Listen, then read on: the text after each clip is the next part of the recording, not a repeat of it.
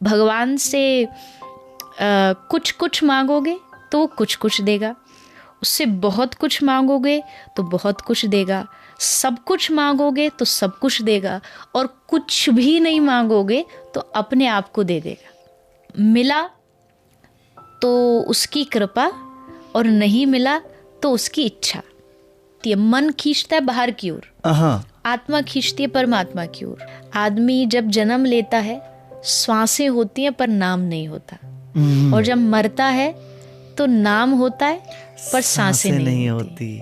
और दुनिया को खुश करने के चक्कर में मत पड़ो, दुनिया कभी किसी से खुश नहीं होती। तो दोस्तों, पार्ट 2 ऑफ दिस पॉडकास्ट में आपका स्वागत है। पहले पार्ट को इतना प्यार देने के लिए बहुत बहुत शुक्रिया। और इस वाले पार्ट में बहुत गहरी बातें हुई हैं, जो बातें पहले पार्ट में रह गई थी वो भी इसमें कवर हुई हैं। आप इसको आखिरी तक देखिएगा और बताइएगा कि ये पार्ट सुन के और ये पूरा पॉडकास्ट सुन के आपके जीवन में क्या बदलाव आया। तो जैसे जब इंसान निराश होता है, जब इंसान के जीवन में दुख आता है, तो दुख क्या इंसान के मन की उपज है या हालातों की उपज है? देखिए, कष्ट हमेशा शरीर का होता है, पेन हमेशा शरीर का होता है, लेकिन दुख मन का होता है। पेन को, अब किसी को दर्द हो रहा है, कहीं लग गई, हम उससे ये कहें नहीं कहीं नहीं लगी नहीं है, दर्द नहीं हो सकता, तो आप उससे ये आशा नहीं कर सकते कि उसे दर्द ना हो। वो होगा क्योंकि शरीर पे चोट लगी है। लेकिन जब बात मन की आती है तो वहाँ हमको वो चीज़ फील करनी है या नहीं करनी, वो हमारे हाथ में होती है। जो हमारा मानसिक जो स्ट्रगल है, मानसिक मेंटली जो हमारी दुख हैं, वो हम खुद ही बनाते हैं। जैसे कि इस रूम में हम बैठे हैं, आपको ठंडा एसी पसंद है, ठंड में रहना पसंद है, और मुझे टेम्परेचर बिल्कुल नॉर्मल रखना पसंद है। तो अब दोनों एक ही जगह बैठे, एक ही कमरे में बैठे, ये कमरा ज़्यादा ठंडा होगा, मेरे लिए दुख बन जाएगा, आपके लिए सुख बन जाएगा। बिल्कुल, चीज़ कुछ भी नहीं बदली, सिचुएशन एग्जैक्ट दोनों के लिए सेम है, लेकिन हम दोनों का इंटरेस्ट, हम दोनों की अपनी सोच, उसके कारण दुख और सुख में अंतर हो जाता है। एक आदमी किसी का बहुत अच्छा दोस्त है, वही आदमी सेम पर्सन किसी दूसरे आदमी का दुश्मन है, उसको वो आंख देखा नहीं सुहाता। इसका मतलब है उस आदमी में ना सुख है ना दुख है, दुख हमारी अपनी सोच में होता है। हम बनाते हैं कि हमें क्या चीज़ पसंद है, क्या चीज़ नहीं पसंद है। तो ये जो सुख और दुख है, ये कहीं ना कहीं हमारे खुद की उपज होती है। जो इंटरनल जो सुख दुख है, पेन नहीं, पेन हमारी नहीं है, वो तो भैया होगी क्योंकि वो एक्सटर्नल है, वो शरीर है। पर सॉरोनेस, मतलब आप जब दुखी होना चाहते, नहीं दुखी होना चाहते, वो आपके अपने कंट्रोल में होता है। और इस दुनिया में सबसे पावरफुल आदमी वो नहीं है जिसके पास बहुत ज़्यादा सिक्योरिटी है, बहुत ज़्यादा पैसा है।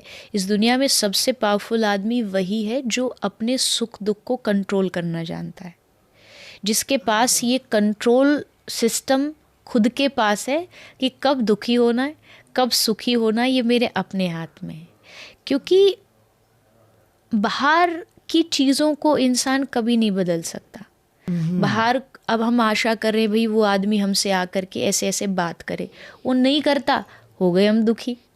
उसने तो कुछ बोला नहीं, हमने खुद ने अपने दुख को पैदा किया, हमारी उम्मीद है हमने उसको पैदा किया। तो इसको ख़त्म, मैं हमेशा कहती हूँ, बोलना बहुत आसान है, करना बहुत मुश्किल है। जब आता है मन में तो वो चीज़ें कंट्रोल नहीं हो सकती, बट उसका रेशो तो कम किया जा सकता है। भाई आप जिस चीज़ में एक्सट्रीमली एकदम पागल हो जाते हो, दुखी हो जाते हो, उसको थोड़ा सा कम कर लीजिए। जीवन को थोड़ा ईज़ से जिए, मतलब ईज़ होना चाहिए आपके बोलने में, आपके खाने में।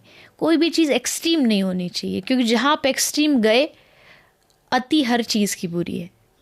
अति जहाँ भी आप खुशी दुख, बहुत ज़्यादा खुशी भी, कहते नहीं कि ज़्यादा खुश हो गए तो रोना पड़ेगा। तो एक ऐसा लेवल चलता रहे कि हम एक लेवल पर आराम आराम से अपनी लाइफ को आगे बढ़ाते रहे। Slow and steady wins the race. तो धीरे धीरे धीरे जो चलेगा, बहुत ज़्यादा प्रेशराइज करोगे लाइफ को, बहुत ज़्यादा सुख के पीछे भी भागोगे तो भी सुख नहीं मिलेगा।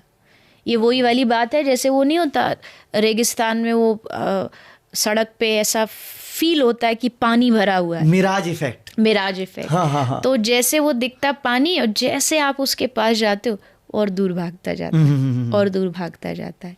तो जितना आप सामने सुख को देख रहे हो कि वहाँ से सुख मिलेगा, आप जैसे उसके करीब जाओगे ना, आपको समझ आ जाएगा ये तो सुख था ही नहीं। जैसे आज की डेट में आप किसी बहुत पैसे वाले को देखते हो, आपको क्या इतना पैसे वाला बन जाऊं बस, फिर लाइफ सेट है, फिर सुखी हूँ। लेकिन उस पर जब आप पहुँच जाते हो तो वहाँ जा कर के भी आपको कुछ नहीं मिलता। वहाँ जाके भी आप फिर उसी दुख को फील करते हो। एक दोहा है, कथाओं में हम बोलते कि दीन कहे धनवान सुखी, धनवान कहे सुख राजा को भारी। मतलब आदमी हर अपने से ऊपर को देख देख के सोच रहा है ये सुखी है, नहीं ये सुखी है।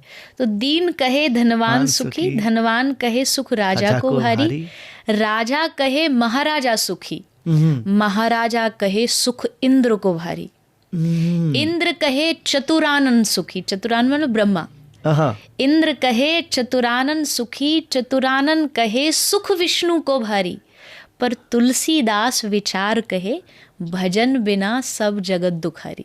वाह वाह वाह वाह। तुलसीदास जी की ये पंक्ति है कि तुम कितना भी ऊपर बढ़ जाओ, पर अगर तुम्हारे जीवन में भजन नहीं है, सच्चाई नहीं है, सत्यता नहीं है, तुम दुखी रहोगे।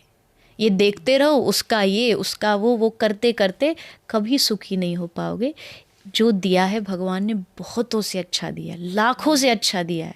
कहते हैं ना कि एक नए महंगे ब्रांड के जूतों की आप तब तक ही शिकायत करते हो जब तक कोई ऐसा आदमी नहीं देख लेते जिसके पैर ही नहीं है। उनको भी तो देखो ना, हमेशा वो क्यों देखते हो कि भाई आपसे ऊपर वालों के पास क्या, आपसे हजारों नीचे वालों के पास क्या नहीं है। वो देखोगे तो अपने आप सुखी हो जाओगे, ऊपर वालों को देखोगे दुखी हो जाओगे। तो ये सुख और दुख आपकी अपनी सोच और अपनी मेंटलिटी पर निर्भर करता है। वाह। अभी जैसे जो आपने सुख और दुख के बारे में बताया, वो कहीं ना कहीं मन के कंट्रोल करने पे निर्भर करता है। तो जब मैं श्रीमद् भगवत गीता पढ़ रहा था तो उसमें श्री कृष्ण बताते हैं कि शरीर हमारे रथ के समान है और आत्मा उसमें सवार रथ का स्वामी है, सारथी। हाँ। सारथी मन है और इंद्रियां जो है वो उसके घोड़े हैं। तो अगर आत्मा मन को कंट्रोल कर सके तो ये रथ आपको परमात्मा के पास लेके जाएगा जी। लेकिन बात यह है कि ये जो 5 घोड़े हैं और उसके साथ जो सारथी मन है, इसको कंट्रोल में कैसे लाएं जिससे कि सुख और दुख, जैसे आपने बताया कि अगर अति नहीं करेंगे, जैसे वो है ना कि अति का भला ना बरसना, अति की भली न सूख, तो वो वाला जैसे कंट्रोल में अगर हम रहें तो सबसे सही रहेगा। लेकिन वो मन को कंट्रोल में कैसे लेके आ पाए? कि मन के कंट्रोल करने के 2-3 ऑप्शन है। आपको जो अच्छा लगे आप वो चुन सकते हैं। जैसे बहुत सारे लोगों को मेडिटेशन पसंद है। हर एक को अपनी डे टू डे की जो लाइफ है उसमें कुछ ना कुछ एक्टिविटी जो आपको मेंटली सपोर्ट करती है वो करनी चाहिए। अगर आप मेडिटेशन में इंटरेस्ट रखते हैं तो आप ध्यान करिए, थोड़ा सुबह उठ के मेडिटेशन करिए। किसी आदमी को इंटरेस्ट है संगीत में तो थोड़ा सा आप संगीत सुनिए, म्यूज़िक सुनिए, क्लासिकल म्यूज़िक सुनिए, सूदिंग म्यूज़िक सुनिए। मेरी बात करें तो मैं जिस संप्रदाय से हूँ वहाँ नाम जाप का बहुत महत्व है। यानी आप सुबह उठ करके थोड़ा सा भगवान का नाम लीजिए, हरे कृष्ण कृष्ण कृष्ण हरे हरे, हरे राम राम राम हरे हरे। तो ये जो मन क्या एक मशीन है, जैसे हर टाइम मशीन को ऑयलिंग चाहिए होती है टाइम टू टाइम, अदरवाइज उसमें जंग लग जाएगा। तो मन में यही हो रहा है आजकल, ये डिप्रेशन क्या जंग लग गया, एंजाइटी क्या जंग लग गया, क्योंकि ऑयलिंग नहीं हो रही, क्योंकि आप भगवान का नाम नहीं ले रहे, आप ध्यान नहीं कर रहे। तो अगर आप जब तक वो नहीं करेंगे आप अपने माइंड से ओवरकम नहीं कर पाएंगे। तो ये एक्टिविटी हमेशा करनी पड़ेगी। क्यों कहते हैं घर के बड़े, माँ बाप, बुज़ुर्ग या गुरु कि भाई सुबह उठ के सबको थोड़ी देर भगवान का ध्यान करना चाहिए, सुबह उठ के भगवान का नाम लो, फिर दिन की शुरुआत करो, क्योंकि वो मॉर्निंग की ऑयलिंग है। जैसे शरीर 2 भागों में बटा है, बहुत सिंपल बात में कहूँ तो हार्डवेयर, सॉफ्टवेयर।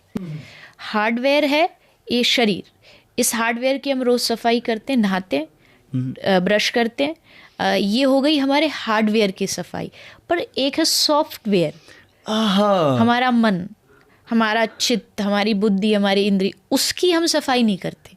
वाह, कितनी खूबसूरत तरीके से समझा दिया आपने इसको।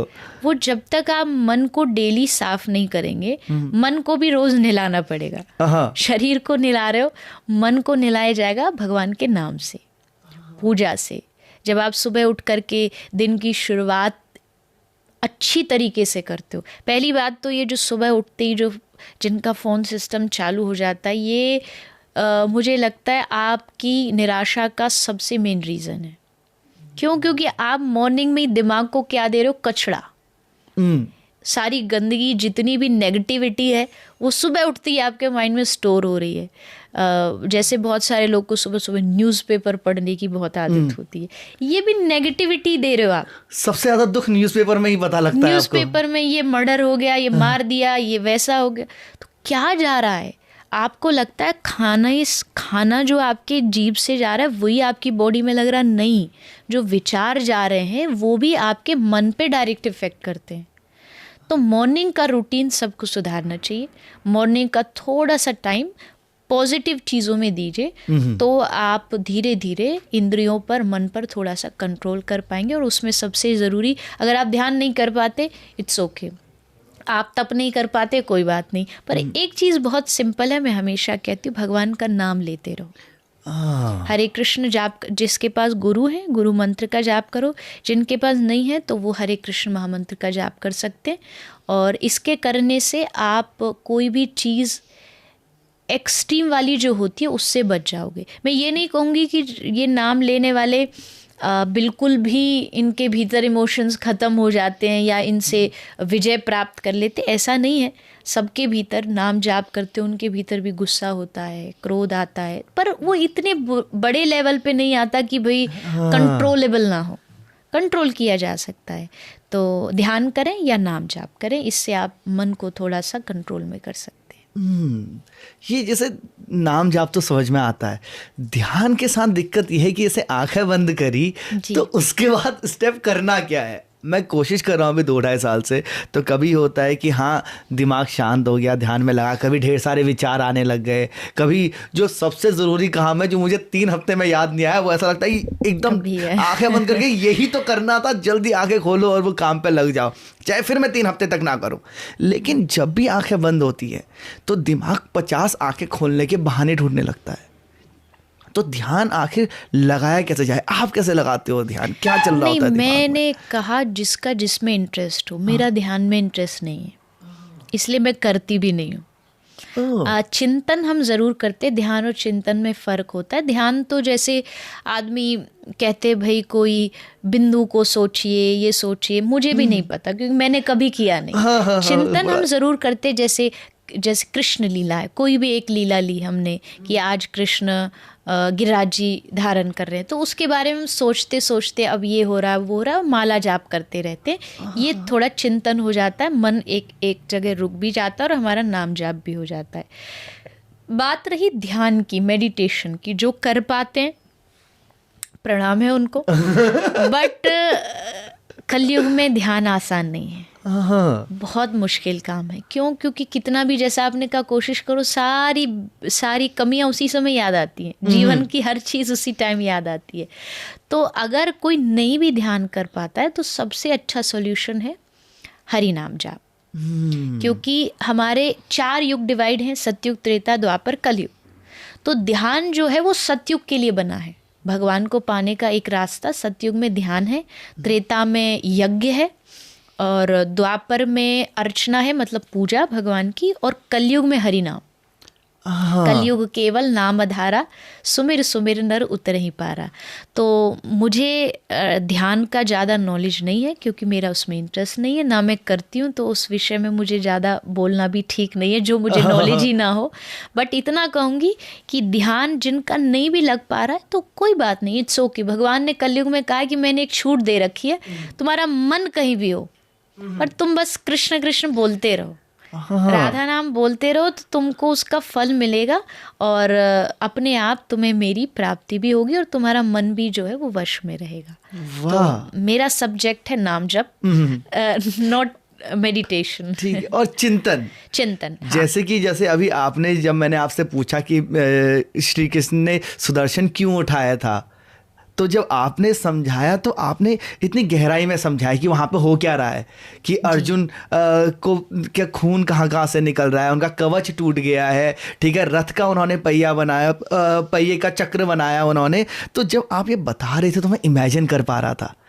तो वो अब मेरे को समझ में आया कि ये जो आप इतनी गहराई से कहानी को पूरा समझा पाती हैं वो इस वजह से आता है कि आप चिंतन करती हैं, जैसे आपने अभी बताया। तो उससे वो दृश्य आपके दिमाग में बहुत क्लियर हो जाता है। हमारे ब्रज में एक बहुत अच्छे बाबा थे, महापुरुष बाबा, क्या वैसे तो गृहस्थी थे पर पूरा ब्रज जानता उनको, भक्ति मार्ग से जो जुड़े, हनुमान प्रसाद पोद्दार जी, भाई श्री उनको बोलते, जिन्होंने गीता प्रेस शुरू करी। अच्छा। तो वो बहुत भगवान के प्रेमी थे, सेठ थे, गृहस्थी थे, पर बहुत भजन करते थे। तो उनकी एक लाइन मुझे याद आती है, जो आपने चिंतन वाली बात कही ना, उन्होंने कहा जो भगवान है कृष्ण, उनको भजने वालों के लिए सबसे इजी ध्यान चिंतन वो इसलिए है, वो अगर 2 घंटे श्री यमुना जी का भी ध्यान करना चाहे ना, तो 2 घंटे यमुना जी पे एकदम सेंटर में केंद्र कर सकते। कैसे? यमुना जी में कमल के फूल खिले हैं, फिर यमुना जी के चारों ओर मोर घूम रहे हैं, यमुना जी के चारों ओर हिरन है, पुष्प जो कमल हैं उन पर छोटी छोटी पानी की बिंदु झलकी हुई हैं, उस पर श्री कृष्ण बांसुरी बजा रहे हैं, सुंदर हवा चल रही है। तो उन्होंने ये बताया कि वाह, चिंतन कृष्ण भक्तों के लिए तो इतना आसान है कि 1 घंटा आपको कोई ये भी कह दे ना कि बस कृष्ण के पीताम्बर और श्रृंगार के बारे में सोचो, तो 1 घंटा तो आप वही सोच सकते हो, आज क्या पहना है, आज क्या रंग है।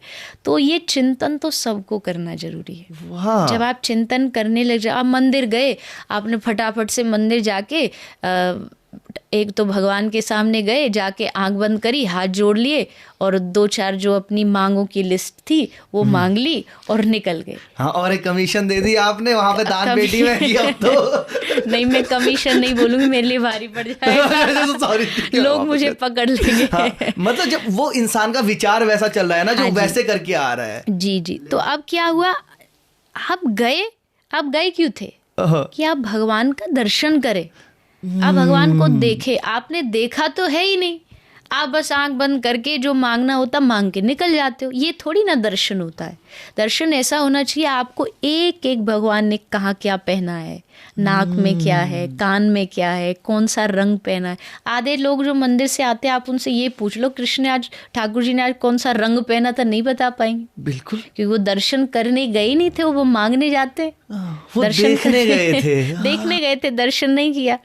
तो जब आप ऐसे दर्शन करने लग जाते हो तो चिंतन शुरू हो जाता। फिर जो हम शिकायत करते हैं ना, मंदिर में ज़्यादा टाइम नहीं मिलता हमको, बिहारी जी गए दर्शन का ज़्यादा समय धक्के दे के निकाल दे, कोई बात नहीं, एक बार दर्शन कर लो, 1 मिनट, आधा मिनट भी मिला, ऊपर से नीचे तक देखो। फिर मंदिर से बाहर आके कोई एकांत वाली जगह पकड़ लो, कोना, वहाँ बैठ जाओ और फिर आप 1 घंटा बैठ के दर्शन करो ना, कौन आपको रोक रहा है। अब जो आप देख के आए उसका दर्शन करो, उसकी एक एक चीज़ को देखो, चरणों को देखो, आँखों को देखो, मुस्कुराहट देखो, तब जा कर के आपको असली दर्शन का मज़ा आएगा। ये चिंतन है। वाह। अब जैसे जितने मेरे दोस्त मुझे मिलते हैं और जब हम लोग कभी भी ध्यान लगाने के बारे में बात करते हैं तो सबने मुझसे यही कहा, एक बहुत कॉमन चीज़, कि यार जब भी हम ध्यान लगाने बैठते हैं दिमाग चारों ओर दौड़ने लगता है। अभी आपने एक तरीका बताया कि बहुत बढ़िया, आपका दिमाग दौड़ रहा है तो उसको बस डायरेक्शन दे दो किस तरफ दौड़ना है जी। और जहां आपने उसको डायरेक्शन दे दी तो बस जो आपका पर्पस था, मन में शांति, ईश्वर के निकट पहुंचने का रास्ता ढूंढना, वो मिलता जा रहा है।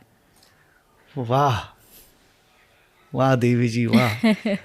तो जैसे धर्म की अगर मैं व्याख्या समझने की कोशिश करूं तो जैसे श्रीमद् भगवत गीता में ही मैंने पढ़ा था, जब श्री कृष्ण अर्जुन को समझा रहे थे कि धर्म जो होता है वो व्यक्तिगत होता है, सामाजिक नहीं होता।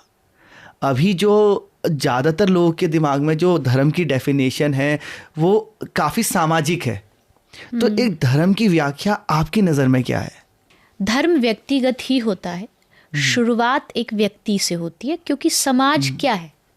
समाज बनता है व्यक्तियों के समूह से। तो अगर आप ये भी कहते हैं कि धर्म सामाजिक है तो भी गलत नहीं है, वो भी गलत व्याख्या नहीं है, क्योंकि व्यक्तिगत लोगों का समूह समाज बना, और जब हर व्यक्ति धार्मिक बन जाएगा तो अपने आप धर्म सामाजिक भी बन गया। समाज में उसकी स्थापना होगी। जैसे हम कथा करते हैं, हजारों लाखों लोग आते, अब उसमें जो भी लोग आ रहे हैं वो धार्मिक हैं, उनके जीवन में धर्म है, तभी वो उस प्रांगण तक कथा तक आ रहे, नहीं तो वो भी शायद किसी पार्टी क्लब में जा रहे होते। तो अब जब उन लोगों का समूह हो गया, वो सब लोग कलेक्ट होकर के एकदम से भागवत के पंडाल में आके बैठ गए, अब वो एक सामाजिक धर्म का रूप ले लेता है कि वहाँ हजारों लोग बैठे भगवान की बातें कर रहे हैं, धर्म की बातें कर रहे हैं, अब वो सामाजिक बन गया। लेकिन सामाजिक बनने के लिए पहले आपको व्यक्तिगत धर्म से जुड़ना पड़ेगा। हम उल्टा करते हैं, हम सामाजिक से शुरू करते हैं और फिर व्यक्तिगत तक, फिर व्यक्ति। लेकिन हमको व्यक्तिगत से, पर्सनली पहले अपने आप से शुरू करो। अपने आप से आप कैसे धर्म से जुड़ पाओगे? और धर्म, पूजा पाठ, रीति रिवाज, नियम कानून, ये सब एक धर्म का पार्ट है, धर्म नहीं है। पार्ट जरूर है, ऐसा हम इसको नकार नहीं सकते कि ये धर्म का हिस्सा है बस, धर्म ही है ऐसा नहीं है। धर्म ये भी हो सकता है कि कोई आदमी ऐसा भी है कि शायद उसको 1 घंटे पूजा करने का टाइम नहीं है, उसको हर रोज़ शायद मंदिर जाने का समय नहीं है, लेकिन वो मन से जान चुका है कि मेरा जन्म क्यों हुआ है, मेरा अस्तित्व क्या है, मैं कौन हूँ। पहले धार्मिक बनने के लिए तो आपको सबसे पहले अपना इंट्रोडक्शन पता होना चाहिए। भाई कौन है आप? मैं चित्रलेखा हूँ, नहीं, वो आपकी टेम्परेरी आईडी है। वो नाम तो आपको दिया था जन्म के समय, है, और जन्म के बाद बदल जाएगा। मतलब नेक्स्ट जन्म आते ही जीवन की जो यात्रा है, मैंने कहीं पढ़ा था, बहुत अलग है। आदमी जब जन्म लेता है श्वासें होती हैं पर नाम नहीं होता, और जब मरता है तो नाम होता है पर सांसें नहीं होती। और इस सांस और नाम के बीच की जो यात्रा है वही जीवन है। वाह वाह वाह। उस सांस और मरण की यात्रा को जिसने समझ लिया, उसने अपना परिचय पहचान लिया कि कौन हूँ मैं। और ये आंसर आपको न गूगल दे सकता है, ना कोई इंटरनेट दे सकता है, ये आपको खोजना पड़ता है। ये आपको अपने धार्मिक ग्रंथों को पढ़ना पड़ता है। भगवत गीता को पढ़ो, कृष्ण को यही समझाया है, कृष्ण ने यही समझाया है अर्जुन को कि तू है कौन। तू समझ रहा है तू पितामह का शिष्य है, तू समझ रहा है दुर्योधन का भाई है, नहीं, तू ये सब नहीं है, तू जीव है, ईश्वर का अंश है। ममैवांश जीव लोके जीवभूत सनातन, तू मेरा अंश है। और तू अगर मेरा अंश है तो तुझ में शक्ति है न्याय और अन्याय के खिलाफ लड़ने की। तू क्षत्रिय है, डर के बैठ मत जा कि मैं नहीं लड़ूंगा, मेरे सामने मेरे अपने हैं। भगवान कह रहे लड़। जहां हम ये सोचते हैं कि शायद भगवान तो युद्ध करने के लिए मना करेंगे, अहिंसा की शिक्षा देंगे, पर भगवान यहाँ अर्जुन को कह रहे तू क्षत्रिय है, अपना धर्म क्यों भूल रहा है और डर क्यों रहा है, मैं तेरे साथ हूँ। तो वो जो श्री कृष्ण यहाँ पर समझा रहे हैं वो धर्म की स्थापना कर रहे हैं। धर्म संस्था के लिए ठाकुर जी आते हैं युग युग में, और समय को बदलने के लिए, धर्म की स्थापना के लिए भगवान अवतार लेते हैं। तो कृष्ण ने वो सिखा दिया। तो ये जो पहचान है कि मैं कौन हूँ, इसको जानिए। ये जानना ही धर्म है। ये जब आप जान लोगे आप धार्मिक बन जाओगे। मुझे आपको कहना नहीं पड़ेगा कि भाई माला लेके भजन करो, आप शुरू कर दोगे। क्यों? क्योंकि आपको पता है मरने के बाद वहां जाना है और वहां जाके हिसाब देना है मुझे। तो अपने आप भजन चालू हो जाएगा, नाम जप चालू हो जाएगा। तो ये जानना मुझे लगता है धर्म को जानना है। बाकी सब चीज़ें धर्म का हिस्सा है। जैसे मैं भी चंदन लगाती हूँ, कंठी पहनती हूँ, या हम पूजा पाठ करते हैं, तो ये सारी चीज़ें धर्म के छोटे छोटे हिस्से हैं। ये हमें थोड़ा मोड़ती है, डाइवर्ट करती है। जैसे क्या खा रहे हो, क्या पहन रहे हो, वो सारे आपके जीवन में इम्पैक्ट होता है। तो इन हिस्सों को निभाते रहो, पर मूल धर्म जानो, मेरा और भगवान का रिश्ता क्या है। इस संबंध को जान लोगे तो आप धार्मिक हो। वाह वाह वाह वाह वाह, आपने धर्म के बारे में बहुत अच्छे से समझा दिया। और एक चीज़ जो मैं बहुत अच्छे से समझा कि इन धर्म को समझने के लिए सबसे पहले इंसान का खुद को समझना ज़रूरी है, जिसके लिए आपने एक तरीका बताया कि एक तो जो हमारे ग्रंथ लिखे गए हैं, जैसे श्रीमद् भगवत गीता लिखी गई है, इसको पढ़ो जिससे इंसान खुद को समझ सके। और साथ में मुझे लगता है एकांतवास भी एक चीज़ होगी कि आप अकेले बैठ के मनन करो, जो आपने पढ़ा है उसको समझने की कोशिश करो, ताकि आपको सच में समझ में आ सके कि आप कौन हो। हाँ, टाइम दो अपने आप को। आप जितना अकेले में समय देंगे, अपने आप पे वर्क करेंगे, अपने आप को पॉलिश करेंगे, तो ऑटोमेटिकली आप खुद को समझ पाएंगे। और खुद को समझना मतलब भगवान को या धर्म को समझना। आपने क्या समझा अपने बारे में, जब आप मतलब क्या आपको अपने बारे में समझ में आया? देखिए, मुझे तो लगता है मैंने शास्त्रों को पढ़ के इतना ही जाना है कि भगवान ने कह दिया, मतलब हमारा और भगवान का रिलेशन या हम कौन हैं, उसको भगवान ने पहले ही स्पष्ट बता दिया है कि ईश्वर अंश जीव अविनाशी। हम जो जीव हैं, हम भगवान से कनेक्टेड हैं। अब मान लीजिए हमारे लाइफ का एक पार्ट हमारे पास है, दूसरा पार्ट नहीं है, तो जो मिसिंग वाला पार्ट है उसको खोजने के लिए हमारे दिल का ये हिस्सा तड़पता है। मतलब जैसे भगवान से हम दूर हैं, तो ये जो हमारा मन है ये बेचैन है। हमको लगता है ये बेचैनी किस चीज़ की है, कि शायद पैसे की है। पैसा मिल गया, बेचैनी ख़त्म नहीं हुई। आपको लगा नहीं अच्छी गाड़ी चाहिए, तब बेचैनी ख़त्म होगी, वो भी मिली, तब भी ख़त्म नहीं हुआ। आपको लगा नहीं नाम होना चाहिए, नाम भी हो गया, तब भी बेचैनी ख़त्म नहीं। क्यों? क्योंकि ये बेचैनी है आत्मा को परमात्मा से मिलने की। ये हम भूल जाते हैं।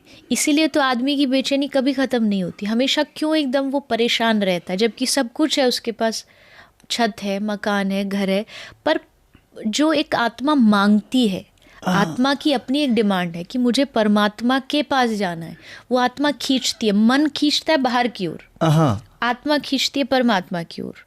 पर हम मन की तो डिज़ायर्स पूरी करते हैं, जो मन मांगता है, आत्मा की डिज़ायर्स पूरी नहीं करते, भगवान को याद नहीं करते, भजन नहीं करते। इसके कारण फिर आत्मा तड़पती है और आदमी रीज़न नहीं पता उसे क्यों बेचैन है, और उसकी बेचैनी का कारण भगवान ही है।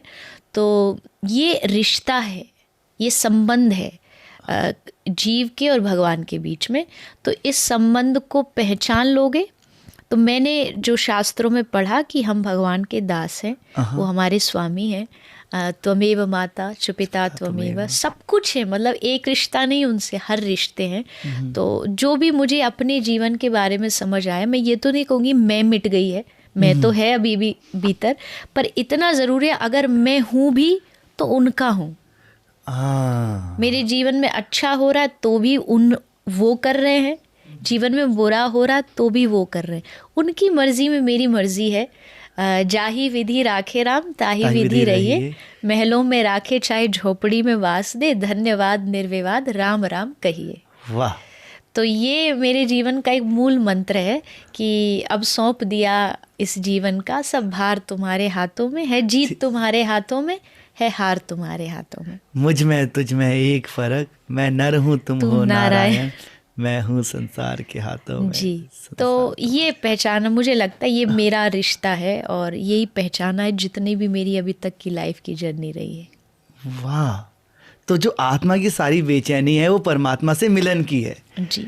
और जैसे आप अभी कह रहे थे, जब धर्म की आप व्याख्या दे रहे थे कि जब आप खुद को समझ लोगे तो आप खुद ही नाम जप करने लग जाओगे, आपके हाथ में खुद ही माला आ जाएगी, किसी को कहने की जरूरत नहीं पड़ेगी, क्योंकि आत्मा को परमात्मा के पास जाना है। फिर आप ढूंढते हो कि वो रास्ता कौन सा है। बिल्कुल। हाँ, तो आज की डेट में जो जितने लोग आज डिप्रेस्ड हैं, जितना डिप्रेशन से, एंजाइटी से आज गुजर रहे हैं, ऐतिहासिक दौर पर कभी ऐसा सुनने में नहीं आया। उसका एक कारण ये हो सकता है कि पहले ये डिटेक्ट नहीं होता था, लेकिन आज एक बहुत बड़ा प्रॉब्लम है। तो क्या हम ये कह सकते हैं कि ये जो प्रॉब्लम है, ये डिप्रेशन का प्रॉब्लम है, वो इसलिए है कि हम आत्मा को नहीं समझ पा रहे हैं, मन की व्याकुलता को नहीं समझ पा रहे हैं?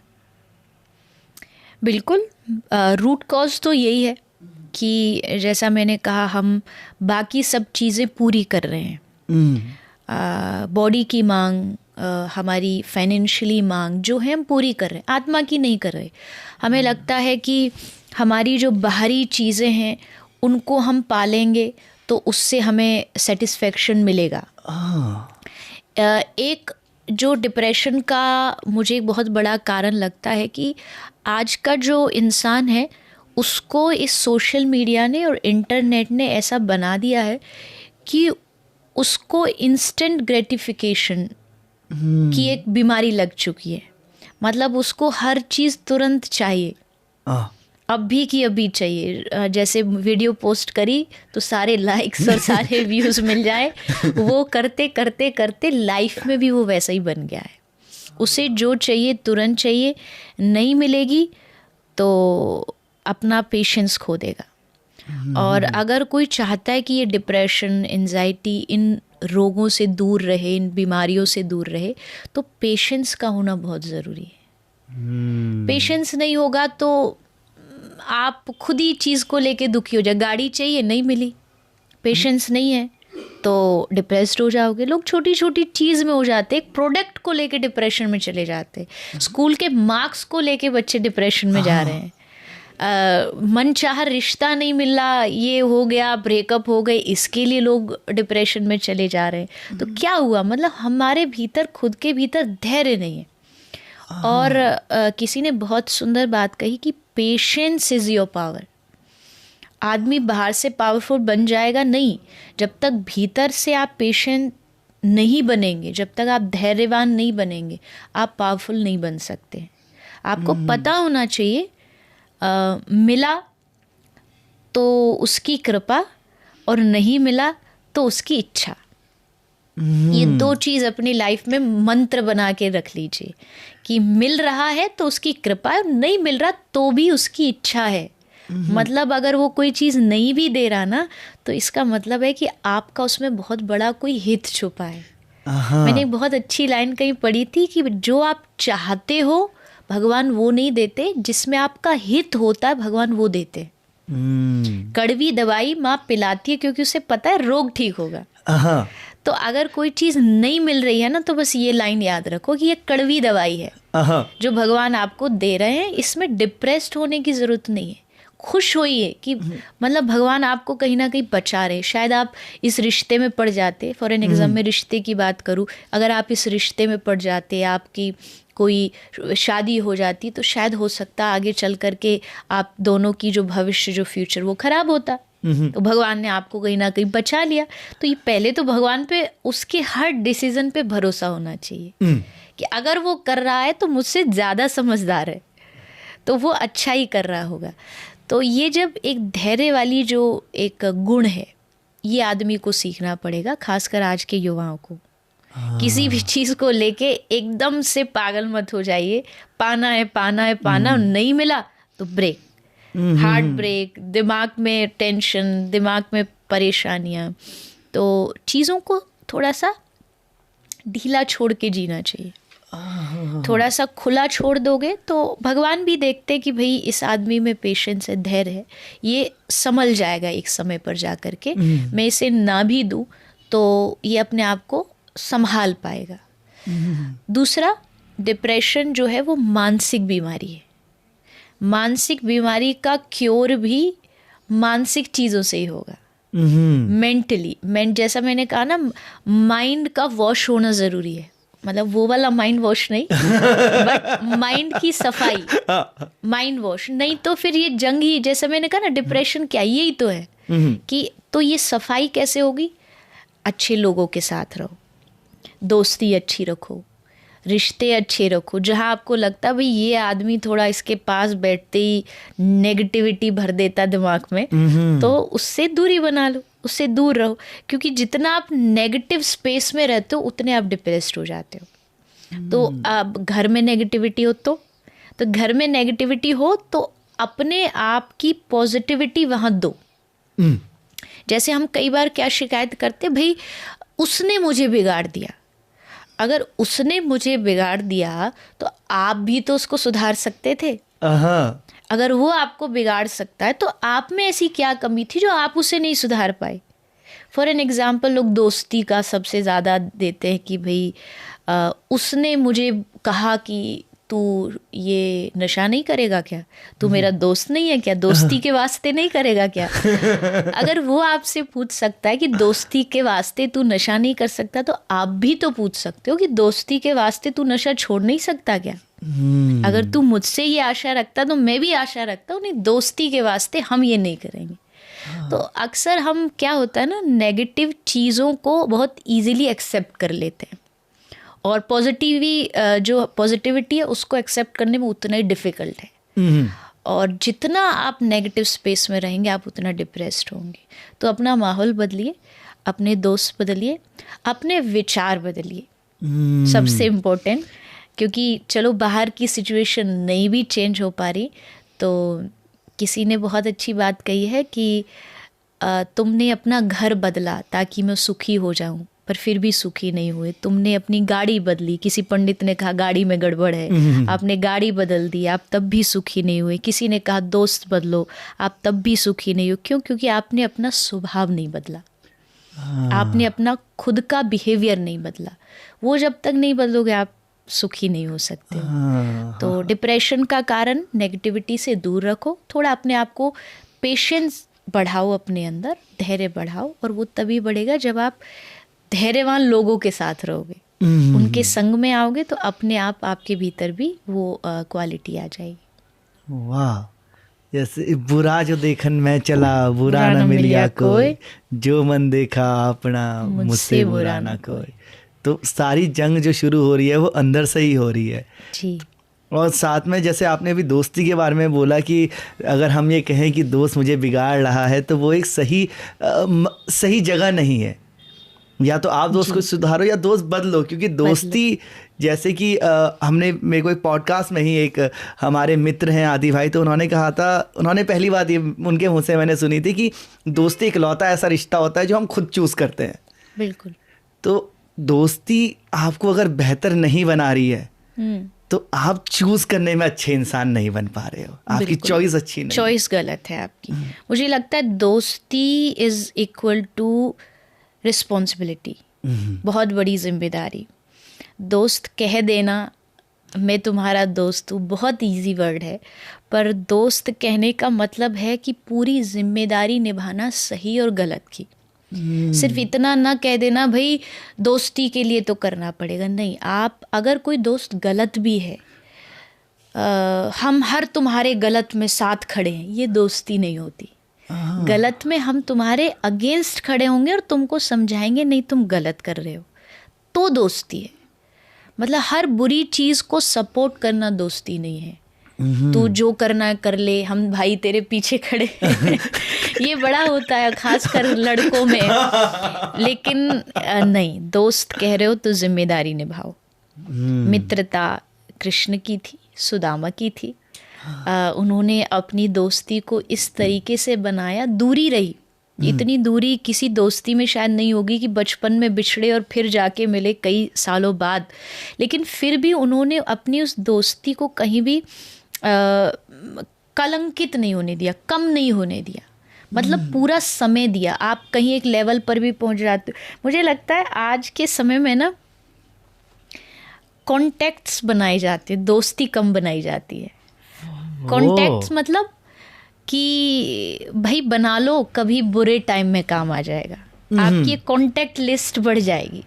तो वो दोस्ती नहीं है कि भाई जब आप स्वार्थ के लिए बस कभी काम आ जाए इसके लिए आप एक कॉन्टैक्ट बढ़ा रहे हो। नहीं, करो तो दिल से करो, नहीं तो उसकी कोई आवश्यकता ज़रूरत नहीं है। आप अपने सबसे अच्छे दोस्त हो, खुद से अच्छा दोस्त दुनिया में कोई हो नहीं सकता। लेकिन अगर रखते हैं दोस्ती तो बहुत सोच समझ के और बहुत जिम्मेदारी से रखना चाहिए।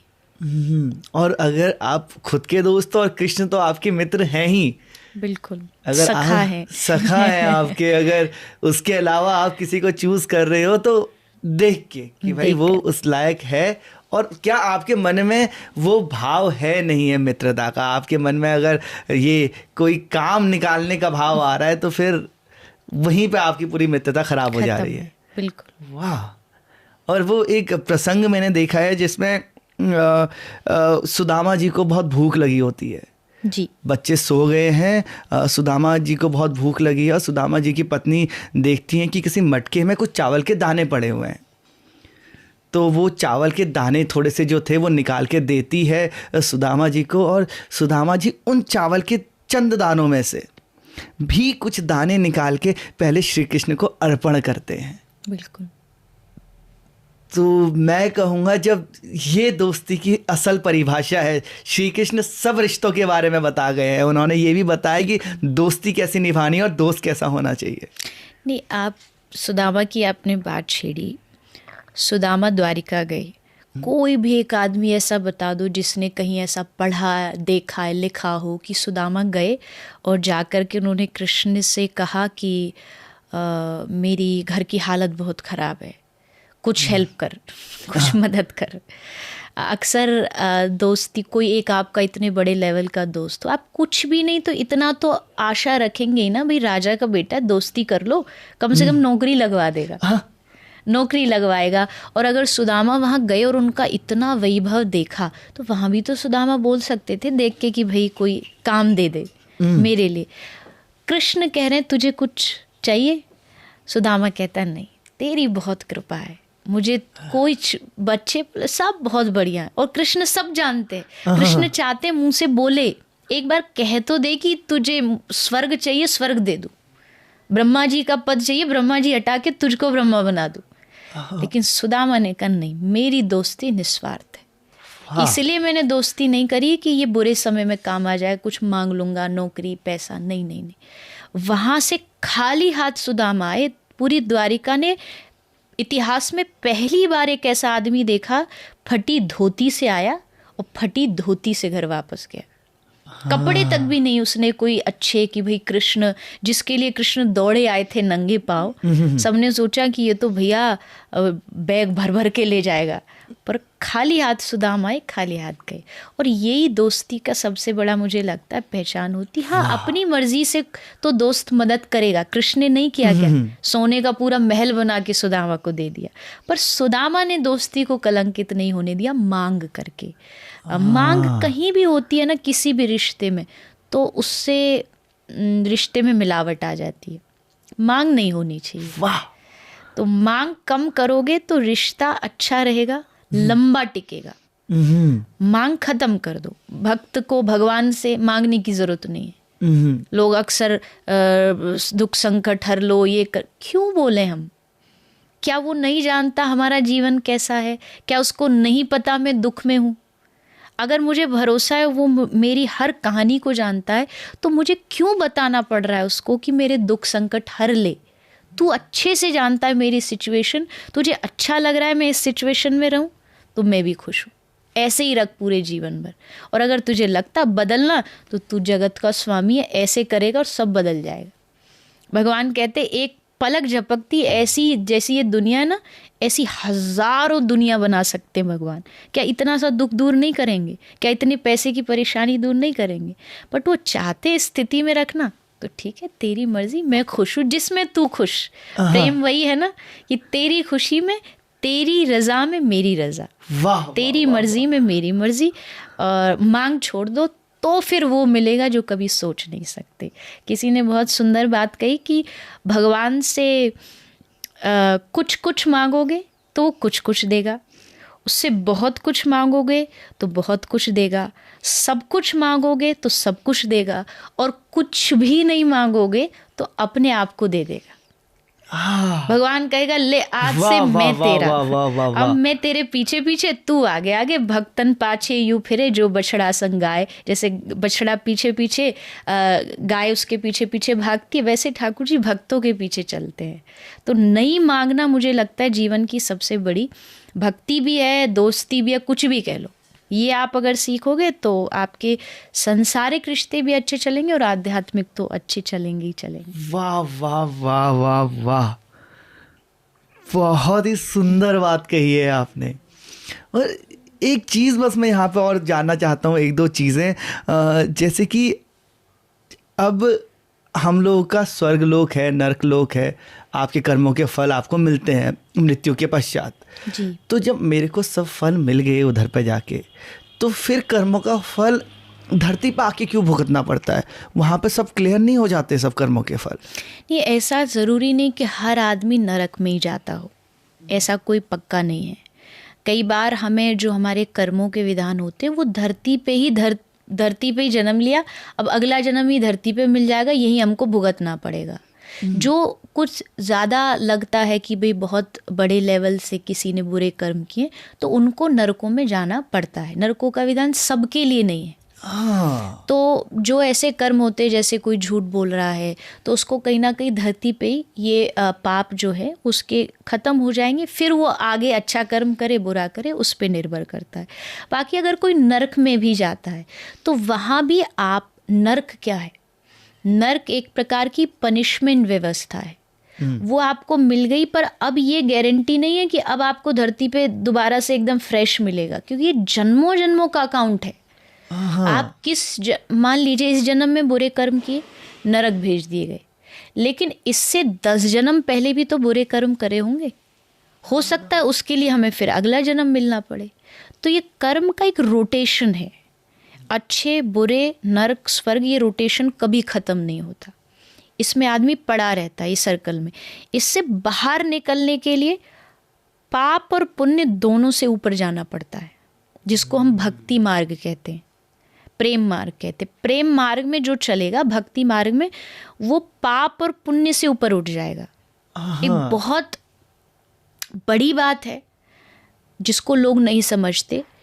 अगर पाप भगवान से मिलने में रुकावट है तो पुण्य भी रुकावट है। क्यों?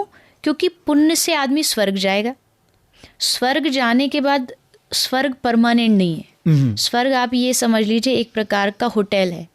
5 स्टार होटल होते हैं, वो कम से कम 1000-2000 स्टार का होटल है। होटल में आप कब तक रहते हो? जब तक आपका बैलेंस है आपके पास। वो ख़त्म हुआ तो वही होटल वाले धक्का देके निकाल देंगे। तो स्वर्ग में जब तक हमारे पुण्यों का बैलेंस है, जब तक पुण्यों का हमारे पास अकाउंट है, तब तक वहाँ रहेंगे, उसके बाद फिर धरती पे आ जाएंगे। तो इसका मतलब पुण्य भी बाधक है भक्ति मार्ग में। आदि गुरु श्री शंकराचार्य जी कहते हैं, न पुण्यम न पापम न सुखम न दुखम। ना भगवान सुख चाहिए, न दुख, न पुण्य, न पाप, इन सब से परे हमको आप चाहिए। तो ये सुख और दुख, पाप पुण्य, जो एक निचली स्तर के लोग हैं जिनको अभी इसी धरती पे ही घूमना है, उनके लिए तो ठीक है। और जो भक्ति मार्ग में जाना चाहते हैं और इस सर्कल से बाहर निकलने, उनको भजन करना पड़ेगा और पाप पुण्य से परे जाके भगवान को पाना पड़ेगा। हाँ, क्योंकि हमें स्वर्ग लोक नहीं पहुंचना है, हमें परमात्मा के पास पहुंचना है, हमें बैकुंठ लोक पहुंचना है। बिल्कुल, हमें भगवान की शरण में। स्वर्ग जाने से सुख नहीं मिलेगा। स्वर्ग जैसा मैंने कहा, खत्म पुण्य तो वापस फिर इसी धरती पे वापसी आ गई, रिचार्ज कराने। लोगों को नहीं पता, लोगों को लगता है स्वर्ग चले जाओ, यही एंड है जीवन का, इसलिए नाम के आगे लगाते स्वर्गीय। जिसकी मृत्यु हो गई सबको लगता है स्वर्ग में पहुंच गए, बट ये अल्टीमेट गोल स्वर्ग नहीं है। अल्टीमेट है कि हम, कोई नारायण को भजने वाला है तो वैकुंठ, कोई कृष्ण को भजने वाला है गोलोक जाए, कोई शिव को भजने वाला है तो उनकी शरण में, वहां से वापसी नहीं है। वो फिर परमानेंट भगवान के चरणों में, उनकी सेवा में निरंतर जीव वहाँ लगा रहता है। हमारी आत्मा को परमात्मा मिल जाता है और हम एक हो जाते हैं। तो जो जिसके लिए आत्मा तरस रही थी, जो मन की व्याकुलता थी, वो सब खत्म हो जाएगी, तो वहाँ कुछ बचेगा ही नहीं। जी वाह, आप इतनी अच्छी बातें करते हैं, इतना पॉजिटिव मैसेज बता रहे हैं लोगों को। अच्छी ज़िंदगी का रास्ता बता रहे हैं, सिर्फ इस ज़िंदगी का नहीं, इस जन्म मरण के चक्र से बाहर निकलने का रास्ता बता रहे हैं। लेकिन जितना आप ग्रो कर गए, जितनी आपकी चर्चा है, ये कहना गलत नहीं होगा कि उतने ही लोग आपसे चिढ़ते भी होंगे जी। आपके लिए उनका व्यवहार भी अच्छा नहीं होगा, आपके बारे में उनकी बातें भी अच्छी नहीं होंगी। तो ये क्या आपको कुछ प्रभावित करता है? ये कभी दिमाग में आता है कुछ, जब कभी ऐसा आप सुनते हो अपने बारे में कि आप तो सब अच्छा कर रहे हो, खुशियाँ फैला रहे हो, उसके बाद भी जब आपको अपने बारे में ऐसे कुछ सुनने को मिलता है, क्या वो कभी दुख देता है? मैं आपको एक एग्जांपल देती हूँ। एक प्लेनेट है प्लूटो। आज से कुछ समय पहले यूएस के कुछ साइंटिस्ट हुए, उन्होंने ये घोषित कर दिया कि there is no planet called Pluto. कोई प्लेनेट नहीं होता प्लूटो। प्लूटो को भी ये बात सुनने में आई होगी। लेकिन प्लूटो ने कभी भी अपने उस ऑर्बिट पर रिवॉल्व होना छोड़ा नहीं। प्लूटो ने नहीं सोचा कि भाई इतने बड़े यूनिवर्स के, एक छोटे से गैलेक्सी के, एक छोटे से सोलर सिस्टम के, एक छोटे से प्लेनेट अर्थ के, एक छोटे से कमरे में 5-6 साइंटिस्ट बैठ के कह रहे हैं कि प्लूटो होता ही नहीं है, प्लूटो है ही नहीं कोई प्लेनेट। तो मैंने जब ये कहीं पढ़ा था तो मुझे लगा कि हमको अपनी लाइफ का प्लूटो बनना चाहिए। कौन क्या कह रहा है, क्या नहीं कह रहा है, उससे हम अपना जीवन क्यों छोड़ें? लोग बुराई करने वाले, कहने वाले, और बुराई करने वालों की एक बड़ी विचित्र आदत होती है, आगे मिलेंगे तो सलामी करेंगे और पीछे से बदनामी करेंगे। हाँ। ये उनका नेचर है। हाँ। आगे तो आपको मिल जाए तो वो खूब, मैंने कितनों को देखा है कि भाई यही आदमी एक बार कहीं इंटरनेट पर गलत कमेंट कर रहा है, जैसे वो सामने आया, जी राधे राधे। तो ये बुराई करने वालों की आदत होती है और इससे हमें कभी भी घबराना नहीं चाहिए। एक बहुत अच्छी 4-5 लाइन की कविता, और मुझे लगता है जितने भी यंग जो लोग हैं जो कभी कभी मतलब हार जाते हैं कि भाई उसने बोल दिया, उसने कह दिया, हम परेशान हो गए, घर वाले बोलते तू नहीं कुछ कर सकता, और फिर वो मान भी लेते हैं कि हम नहीं कर सकते लोगों की बात को सुन के। तो उनके लिए 4 पंक्तियां हैं कि तू अपनी खूबियां ढूंढ, क्योंकि खामियां निकालने के लिए तो लोग हैं ना। हाँ। अगर रखना है कदम तो आगे रख, क्योंकि पीछे खींचने के लिए तो लोग है ना। सपने देखने तो ऊंचे देख, क्योंकि नीचा दिखाने के लिए लोग है ना। और अगर प्यार करना है तो अपने आप से और परमात्मा से कर, क्योंकि नफरत करने के लिए तो लोग है ना। तो लोगों का काम भी अगर आप सोचने लग जाओगे तो वो बेचारे क्या करेंगे? कुछ काम उनको भी करने दो। आप अपनी मस्ती से हाथ नहीं चलेगा तो पीछे स्वान कुत्ते भौंकते रहेंगे। तो अच्छाई के लिए अच्छे लोग भी मिलते हैं, ऐसा नहीं है, बुराई वाले भी मिलते हैं। हमें फोकस अच्छाई पे करना है कि हमारे लिए क्या अच्छा है, जो हम अच्छा कर सकते हैं वो करिए, आगे बढ़िए। आपकी बुराइयां होंगी, लोग आपको पीछे खींचेंगे, लोग आपकी बदनामियां करेंगे, क्योंकि जितना आप आगे बढ़ोगे ये चीज़ें एज अ गिफ्ट मिलेंगी। मैं कहती हूँ कि प्रसिद्ध होने का या अच्छा बनने का या नाम कमाने के बाद आपको क्या लगता है कोई आपको ऑस्कर अवार्ड मिलेगा? बदनामी यही अवार्ड है। ये आपका अवार्ड है, ये आपको इनाम मिल रहा है। आप समझ लीजिए कि आप कुछ कर रहे हो, कुछ बन रहे हो, लोग आपको बदनाम कर रहे, लो ये आपका पहला अवार्ड। आगे और ऐसी लंबी लिस्ट है इन अवार्डों की। लोग आपको पागल कहेंगे, ये दूसरा अवार्ड मिलेगा, लोग बदनामी करेंगे। तो ये सब चीज़ें आपके रास्ते में आएंगी, पर इससे न डरना है न घबराना है, आगे बढ़ना है। हम जैसे मैं भागवत के साथ साथ एक सेवा का काम करती हूँ, गौ सेवा, और उसमें भी पूरे हम एक हॉस्पिटल चलाते हैं। जिसमें सारे बीमार जितने भी पशु हैं उनका ट्रीटमेंट किया जाता है। तो ये एक वेटनरी हॉस्पिटल है, फ्री ऑफ कॉस्ट है। कथा से जो भी पैसा आता है, जो भी लोग देके भावना से देके जाते, उस सब को हम वहाँ सेवा में लगाते। जिसकी भी गाय हो हम कहते भाई लेके आओ, कुत्ता है, बिल्ली है, सब लेके आओ, हम फ्री में इलाज करेंगे। बट अब कई बार ऐसा हो जाता है कि किसी का कॉल आया, हमारे पास 5-10 एम्बुलेंस है, कहीं टाइम पे एम्बुलेंस नहीं पहुँच पाई क्योंकि वो दूसरी जगह बिजी थी। तो लोग फ़ोन पर ऐसा एहसान करके जताते कई बार कि क्या कर रहे हो आप लोग, पैसा कमाते हो, कुछ करते कुछ नहीं हो, सेवा तो आपसे होती नहीं है। जबकि मुश्किल से 2 किलोमीटर दूर वो पशु है, आप चाहो तो एक किराए का वाहन करके आप भी ला सकते हो। बट लोगों को कमियां जताना ज़्यादा आता है। अच्छाई का एप्रिशिएशन कोई कोई ही कर पाता है। और अच्छा करने के लिए अब जब आप अच्छा करते हैं तो बहुत मैं कह सकती हूँ हिम्मत चाहिए, बहुत हिम्मत चाहिए। सेवा का काम, अच्छाई का काम ये हर कोई नहीं करना चाहता है। तो अगर कोई कर रहा है, मैं अपने लिए नहीं कर रही, बट कोई भी दुनिया में कोई भी छोटे से छोटा भी अच्छा काम कर रहा है ना, आप पैसे से सपोर्ट नहीं कर सकते, मत करो। बट आप अच्छी भावना से, अच्छे शब्दों से बहुत कुछ हेल्प कर सकते हो। क्योंकि जब कोई आदमी अच्छा करता है तो वो चाहता है कि भाई मुझे देख के हज़ारों लोग इंस्पिरेशन लें और उस काम को आगे बढ़ाएं। पर फिर मैंने सोचा कि भाई क्या इससे हमें डर जाना चाहिए। मैं आपको एक अपनी लाइफ का एग्जांपल देती हूँ। ये जब हॉस्पिटल में शुरू किया, पहली गाय वहाँ आई थी, बीमार गाय, 2013 में। कोई भी सुविधा फैसिलिटी नहीं थी हमारे पास। एक टेंट बना के हमने उसके नीचे गाय को रख लिया। वो गाय एसिड से जली हुई थी। तो एसिड से जली गाय थी, तो उसमें नॉर्मली गाय के ऊपर कोई 2-4 चींटियाँ वैसे ही चढ़ गई, होता पशु है। तो नेक्स्ट डे न्यूज़पेपर में खबर आई कि मेरा नाम लिख के कि देवी चित्रलेखा ने एक हॉस्पिटल शुरू किया और वहाँ बीमार गायों को कीड़े पड़ रहे हैं। तो मैं तो पहली बार ऐसा मेरे साथ कुछ हुआ था, तो मैं तो बड़ी निराशा हुई कि भाई हमने तो अच्छा काम शुरू किया था, तो पहले दिन ही अखबार में नेगेटिव चीज़ आ गई। तो मेरे आदर्श कह लीजिए बहुत मुझे सपोर्ट करते हैं। श्रद्धेय आचार्य बालकृष्ण जी पतंजलि से, बाबा रामदेव जी के साथ जो रहते हो, बहुत बचपन से मैं जुड़ी हूँ।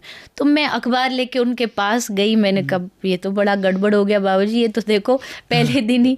तो उन्होंने मुझे बहुत अच्छी बात की, उन्होंने कहा कि बस अभी से घबरा गई, इतने में डर गई, मतलब ये तो तेरी शुरुआत है, अभी तो तुमने कदम रखा है इस सेवा के काम में।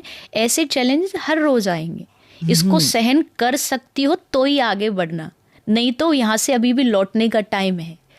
तो पता नहीं क्यों होता ना, कभी किसी की बात लग जाती है, वो मुझे लग गई और मुझे आज तक भी उनकी वो बात याद है। मुझे लगता कभी भी कोई भी लाइफ में कुछ भी होता है तो यही वही बात सोच के कि डरना नहीं है, आप अच्छाई से चलो, बुरे लोग बुरा करेंगे तो हमें अच्छाई को ज़्यादा से ज़्यादा फैलाना और आगे बढ़ते रहो। हाँ, और मेरे सखा श्री कृष्ण को पता होना चाहिए कि उनका दोस्त सही काम कर रहा है, बाकी वो देख लेंगे। बाकी वो देख ले, बाकी दुनिया को खुश करने के चक्कर में मत पड़ो। दुनिया कभी किसी से खुश नहीं होती।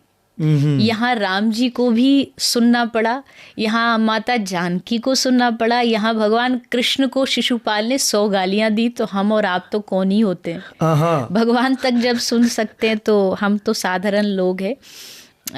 कभी भी किसी की क्रिटिसिज्म से घबराइए मत। एक कहानी और याद आ रही है। प्लीज प्लीज प्लीज प्लीज सुनाइए। एक मेढकों में एक बार एक कंपटीशन हुआ, ये मेरी फेवरेट कहानी है। मेढकों में कंपटीशन हुआ है। मेढकों में कंपटीशन हुआ, सारे मेढक एक पहाड़ पे चढ़ रहे हैं, सब लोग चढ़ रहे हैं, बट कुछ मेढक उसमें से गिरते जा रहे, कुछ आधे तक पहुंचे गिर गए, कुछ 2-4 कदम पहुंचे फिर लुढ़क गए।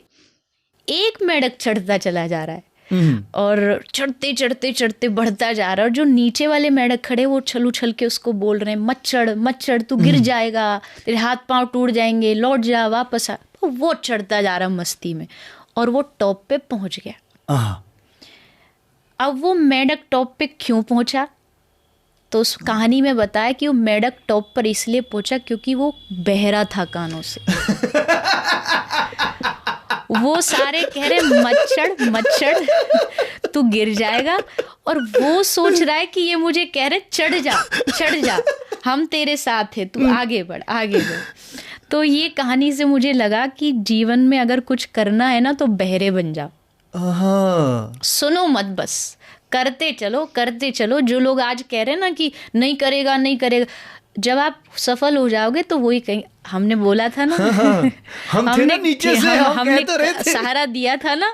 तो ये दुनिया की रीति है, इससे घबरा के रुक गए तो सब खत्म हो जाएगा।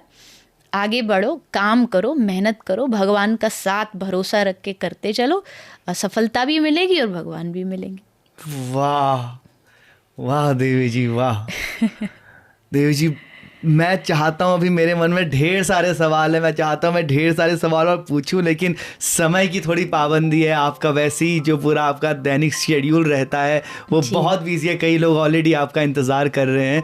तो यहाँ पे आज की ये जो बातचीत है इसको मैं विराम देना चाहूँगा, और मैं उम्मीद करता हूँ देवी जी कि आप मुझे फिर से आपके साथ एक साक्षात्कार करने का मौका देंगी, जब मैं और सवाल जो है मेरे मन के, और जितने लोग अभी सवाल पूछेंगे, हमारे जो बाबा लोग हैं वो सवाल पूछेंगे, तो मैं आपके साथ फिर से एक बार बैठ सकूं और बात कर सकूं। बिल्कुल, हम होपफुली फिर से ऐसे सत्संग करेंगे, नॉट पॉडकास्ट सर, ये भी जहाँ अच्छी बातें होती है वो सत्संग होता है। तो हम बैठ करके फिर से समय निकाल करके, क्योंकि उद्देश्य एक ही है, जो सुन रहे हैं वो कुछ अपने जीवन में लाएं। एक बात सुन के अगर एक आदमी भी चेंज हो जाता है तो मुझे लगता है आपकी, हमारी, सबकी बिहाइंड द सीन कितने लोग होते हैं, सबकी मेहनत जो होती है वो सफल हो जाती है। तो आई होप लोग हमारे इस कॉन्वर्सेशन को, वार्तालाप को, पॉडकास्ट को, सत्संग को सुने और कुछ अच्छा सीखे, ताकि फिर अगली बार हम आएँ और उन तक अच्छी बातें पहुँचाएँ। बिल्कुल, और मुझे उम्मीद है कि सबसे पहले मैं काफ़ी कुछ सीखा हूँ। मुझे पता है कि जिस दिमाग के साथ में आया था, जिस माइंडसेट के साथ में आया था, या जो इंसान मैं आज सुबह था, अभी जब मैं यहाँ से उठने वाला हूँ मैं वो इंसान नहीं रहा, मैं बदल गया हूँ। तो मुझे उम्मीद है कि जो हमारे बाबा लोग हैं वो भी बदलेंगे, ये बात आपकी बातें सुन के, और हमें निरंतर आपसे सुनने को मिलता रहेगा, आपसे सीखने को मिलता रहेगा। बहुत बहुत शुक्रिया देवी जी, धन्यवाद। राधे राधे। राधे राधे। तो बाबा, ये था आज का हमारा पॉडकास्ट, जिसमें हमें बहुत मज़ा आया है, बहुत अच्छी बातें हुई हैं, बहुत कुछ सीखने को मिला है। मेरी ज़िंदगी में इन बातों से बहुत प्रभाव आने वाला है और मैं महसूस कर पा रहा हूँ।